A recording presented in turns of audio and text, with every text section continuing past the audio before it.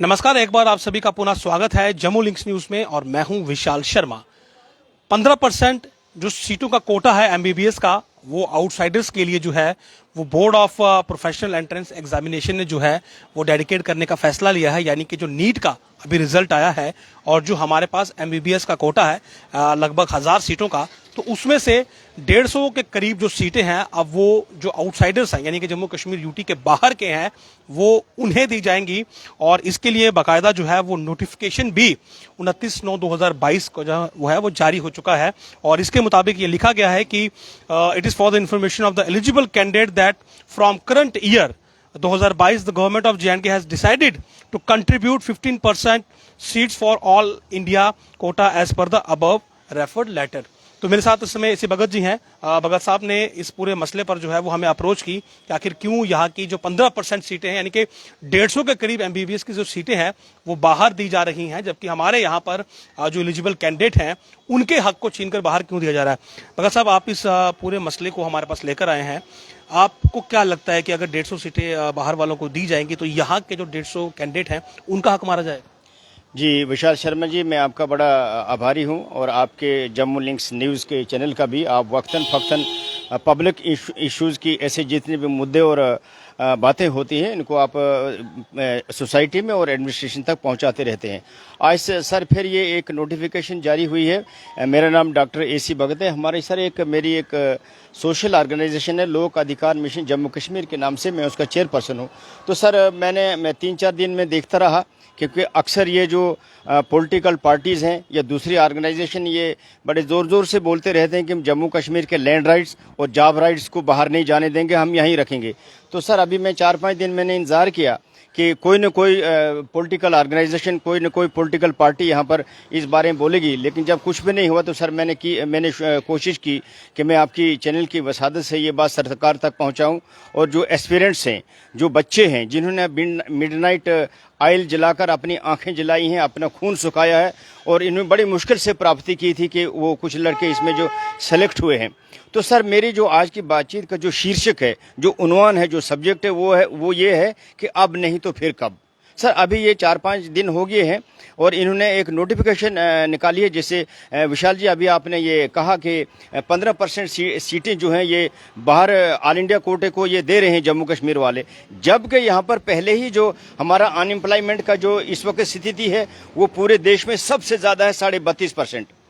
और सर यही नहीं, हिस्ट्री में इतनी अनएम्प्लॉयमेंट की शरह आज तक जम्मू कश्मीर में नहीं गई है। बच्चे रोड्स पर हैं, अनएम्प्लॉयमेंट का एक बहुत बुरा हाल है, बहुत बड़े महंगाई के इश्यूज़ हैं, दूसरे रोज़गार वाले, तीसरे जितने भी इश्यूज़ हैं। इस वक्त जो सबसे बड़ा इशू जो मेरी नज़र में है वो जम्मू कश्मीर में है, वो बेरोज़गारी और अनएम्प्लॉयमेंट का है। और इधर से इन्होंने कई एम्प्लॉयमेंट की भी है। कहीं पर इन्होंने जम्मू कश्मीर सब इंस्पेक्टर का निकाला, फाइनेंशियल असिस्टेंट्स का निकाला, कहीं पर रूरल डेवलपमेंट का निकाला, जितने भी 4 जगह इन्होंने रिक्रूटमेंट करने की कोशिश की है।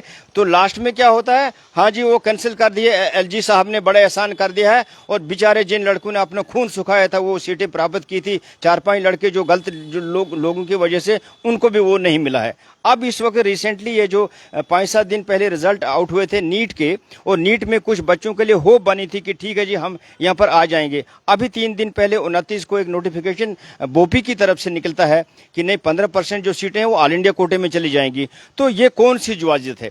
उधर से सब लोग ये गला फाड़ फाड़ चिल्ला कर बोलते हैं कि हम यहाँ की नौकरियों को भी सुरक्षित रखेंगे, यहाँ के लैंड राइट्स को भी सुरक्षित रखेंगे। तो अगर ये 150 सीट हमारी बाहर चली जाती है, इसका मतलब ये हुआ कि जिन बच्चों ने मेहनत करके अपने ये नंबरात लाए थे, जो इसमें वो क्वालिफाई किया था, और वो 150 बच्चे इन एमबीबीएस की 150 सीटों से महरूम हो जाएंगे। इसलिए मेरी एक मुदबाना गुजारिश है, जितनी भी पॉलिटिकल ऑर्गेनाइजेशंस हैं, चाहे वो कांग्रेस हो, चाहे वो पीडीपी हो, चाहे वो एनसी हो, चाहे वो भारतीय जनता पार्टी, तो खैर इनकी हुकूमत है अभी, या दूसरी कोई नई पार्टियां बनी हैं, वो अब नहीं तो फिर कब उन्होंने बोलना है। अभी ये मैं चाहता हूं कि और जितने ये एस्पायरेंट्स हैं, जो बच्चे हैं जो महरूम होने जा रहे हैं इस फायदे से, 150 सीटें जिनसे छीनी जा रही हैं, उन बच्चों को क्या, खासकर मैं उनके पेरेंट्स से भी एक मुदबना अपील करता हूं कि इस वक्त तो आ जाएं। इस वक्त सुनने वाला तो कोई नहीं है, अफसरी राज चला हुआ है, लेकिन फिर भी हमारे पास एक ही सोर्स रहा है, वो रहा है हमारे पास जम्मू का हमारा मीडिया। हमारा जम्मू का मीडिया बहुत अच्छा है।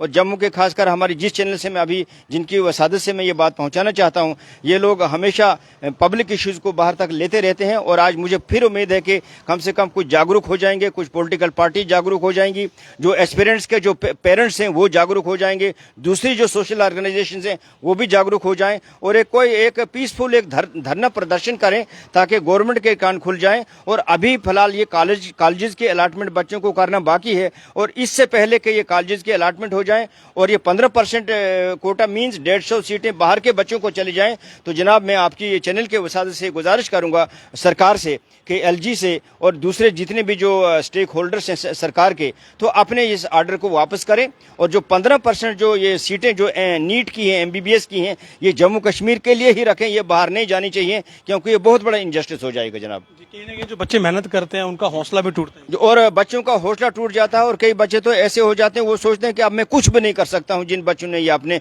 नंबरों की प्राप्ति की है, उन्होंने बच्चों का अपने पेरेंट्स का पैसा लगाया है, उन्होंने रात भर पढ़ा है, उन्होंने अपनी आंखें जलाई हैं, खून सुखाया है। उन बच्चों को रात दिन का कुछ पता नहीं था, दिन कहां से आता और रात कहां से गुजर जाती है और अब वो बच्चे महरूम हो जाएंगे 150 बच्चा। तो सर ये कौन सी इंसाफी है? तो इसलिए मेरी गुजारिश फिर मैं दोबारा एक मुद्दबाना अपील करता हूं जनाब, इस जम्मू लिंक्स न्यूज के जरिए से एलजी एडमिनिस्ट्रेशन को और सेंटर को भी और जितने भी पॉलिटिकल ऑर्गेनाइजेशंस और एस्पिरेंट्स के जो पेरेंट्स हैं वो इकट्ठे आ जाएं और सरकार इस अपने फैसले को वापस ले ताकि बच्चे महरूम ना हो जाएं। तो कुल मिलाकर बात यह है कि जो 15% का जो कोटा ऑल इंडिया लेवल पर जो लाया गया है, तो कहीं ना कहीं जो हमारे यहाँ के एस्पिरेंट्स हैं जिन्होंने नीट को क्लियर किया है मेहनत के बाद, तो उनके हाथ से जो है वो ये 15% का जो कोटा है ये स्लिप हो जाएगा। और ऑल इंडिया लेवल पर अगर हम कंपटीशन की बात करें तो ये बात सच है कि जम्मू कश्मीर धारा 370 को झेले हुए था और उस दौरान जो है वो हम लोगों ने या यहाँ के जो लोग थे उनका जो लेवल था एजुकेशन का वो शायद उतना नहीं बढ़ पाया।